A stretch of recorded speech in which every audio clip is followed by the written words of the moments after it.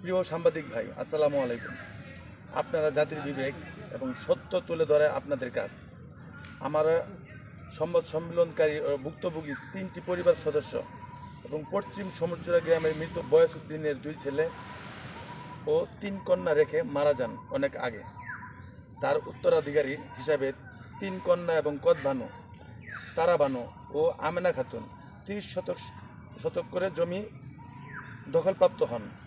আরও কিছু জমি উত্তরাধিকার হিসেবে পেলেও ভাইদের প্রতি সহমর্মিতার কারণে দাবি ছেড়ে দেন। সম্প্রতি ওয়ারিশ সূত্রে প্রাপ্ত তারাবানু ও আমেনা খাতুনের অংশের 30% করে মোট 27% জমি জোরপূর্বক দখলে নিয়েছে। তাদের সহোদর ভাই জালালউদ্দিন ও মর্তুজালি ওই 60% দখলের নিয়ে ক্ষান্ত হননি। অপর বোনের কদবানুর জমিতেও নজর পড়ে তাদের। নিঃসন্তান কদবানু মৃত্যুর আগে তার ভাতিজা ও মা ছেলে বানানো এবং বৃদ্ধ বয়সের সেবা দেখেল ভাব করায় শামসুল হককে নিজের ভাগের 29% জমি হেবা ঘোষণা এবং দলিল মূল্যে লিখে নিয়ে যান। দীর্ঘদিন ওই জমির বর্তমান মালিক শামসুল হক বুক দখল কারণে, তবে মায়ের কদবানু মৃত্যুর আগে চিকিৎসা করতে ওই জমি শামসুল হক এবং তারই মামা মৃত্যুদের কাছে বন্ধকি দেন। মায়ের মৃত্যুর কিছুদিন পর ওই টাকা জোগাড় করে বন্ধকি ফেরত নেন শামসুল হক।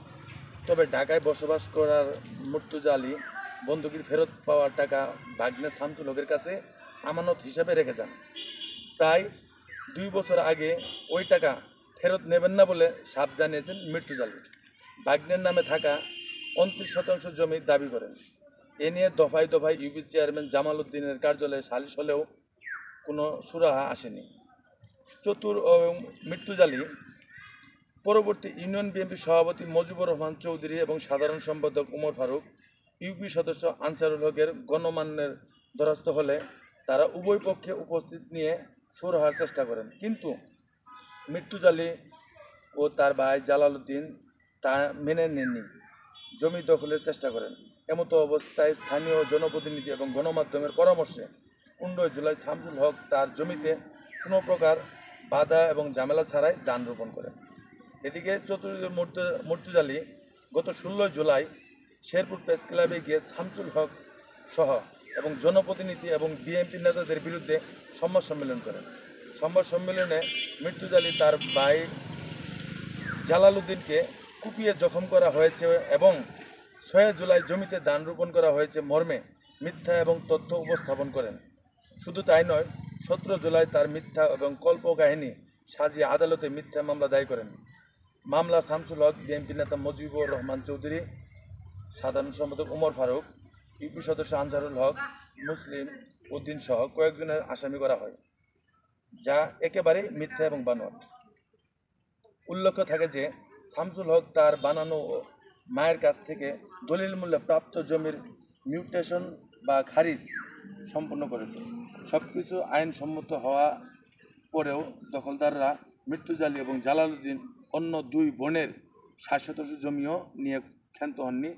অপর বোনের লিখেও দেওয়া জমিতেও কুদৃষ্টি দিয়েছেন। এমতো অবস্থায় উক্ত মিথ্যা এবং মামলা হয়রানির মুখ থেকে মুক্তি এবং জমির প্রকৃতি মালিকগণ তাদের জমি এবং নির্ভেজালভাবে দখল নিতে আপনাদের সত্য এবং লিখিনির মাধ্যমে সহায়ক হবে। লাগাই লাগছে এই কথা কেরা লাগাইছে আমার ভাই জালাল দুই ভাই অর্ধেক শুনেন, আপনি কবেন যে আমি 30 শতাংশ